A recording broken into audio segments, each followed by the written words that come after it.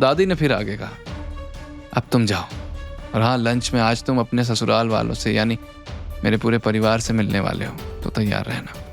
ये सुन वेद चौंक गया और बोला, इसमें तैयार होने वाली क्या बात है? ज़ॉम्बीज़ है क्या जो खा जाएंगे?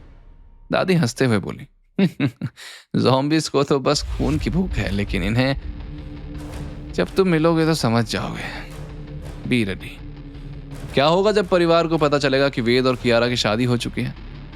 क्या वो वेद को अपनाएंगे? दादी किस राज की बात कर रही थी? क्या है वेद और कियारा की शादी की सच्चाई?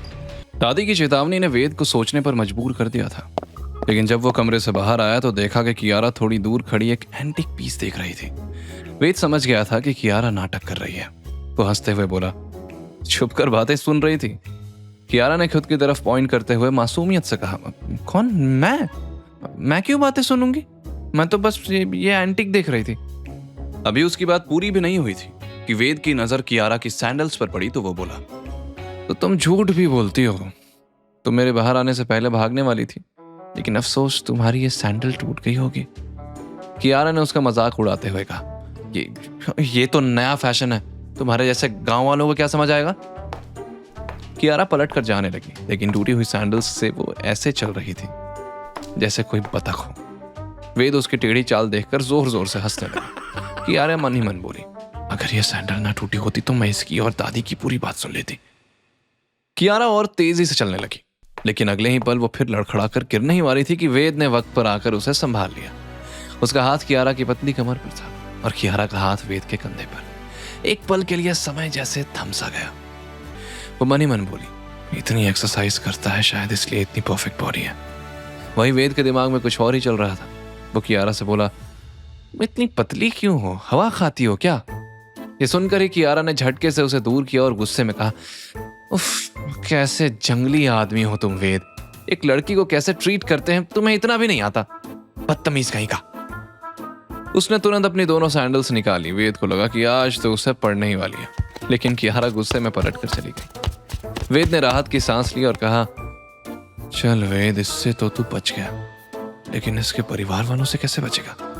कुछ देर बाद जब कियारा और वेद रेडी होकर साथ में वेन्यू पर जाने को निकले तो कुछ सोचते हुए वेद ने पूछा, तुम्हारा इतना बड़ा घर है फिर भी फैमिली वाले अलग क्यों रहते हैं?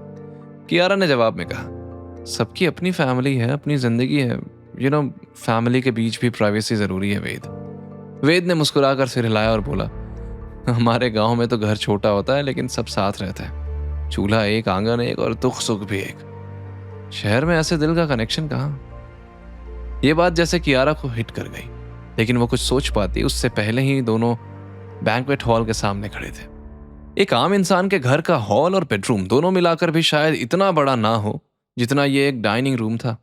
वेद ने फुसफुसाते हुए कियारा से पूछा, आज हमारी शादी का सेलिब्रेशन है क्या? इतने सारे लोग आए हैं। तभी सावित्री ने भी उन्हें बुला लिया। आओ वेद, कियारा।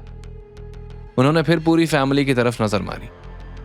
वहीं वेद यानी कियारा के असिस्टेंट को वहां देखकर राघव और यशवंत थोड़े हैरान थे। उसे देखते ही राघव ने कहा, दादी, इस फैमिली डिस्कशन में इस बाहर वाले लड़के को क्यों बुलाया है? तभी सावित्री उसकी बात को इग्नोर करते हुए बोली, मैंने तुम सबको यहाँ कियारा की शादी के बारे में बात करने के लिए बुलाया है। यशवंत मन ही मन इस नए खुलासे से परेशान था। अगर कियारा की शादी हो गई तो सब कुछ उसका हो जाएगा। उसने तुरंत पूछा, माँ, परसों एमडी की पोजीशन के लिए फाइनल मीटिंग है और आज ये शादी की बात? इतनी जल्दी सब कैसे होगा? सावित्री ने मुस्कुराते हुए जवाब दिया, होगा नहीं, हो चुका है। कियारा और वेद की शादी हो चुकी है। दादी के ये शब्द पूरे परिवार में धमाके की तरह गिरे। थोड़ी देर तक तो पिन ड्रॉप साइलेंस था। सभी वेद को ऊपर से नीचे तक देख रहे थे और वेद भी सबको स्कैन कर रहा था, एक सोल्जर की तरह जो बैटलफील्ड में उतर चुका हो। वेद ने मन में कहा, ये लोग मुझे आउटसाइडर समझते हैं, पर मैं आउटसाइडर नहीं, भूचाल बनकर आया हूं। और जब भूचाल आता है तो दीवारें भी हिल जाती हैं। राघव गुस्से में अचानक उठ खड़ा हुआ, इम्पॉसिबल! ये और इस घर का सन इन लॉ, अरे इसकी तो नौकर बनने की नहीं है। तभी यशवंत ने कियारा की तरफ देखकर सख्ती से कहा, कियारा, आई नो तुम किसी भी हाल में एमडी की पोजीशन पर बनी रहना चाहती हो, लेकिन इसके लिए इस लो क्लास से शादी करने की क्या जरूरत है? यह सुनकर कियारा ने गुस्से में मुट्ठी बांध ली।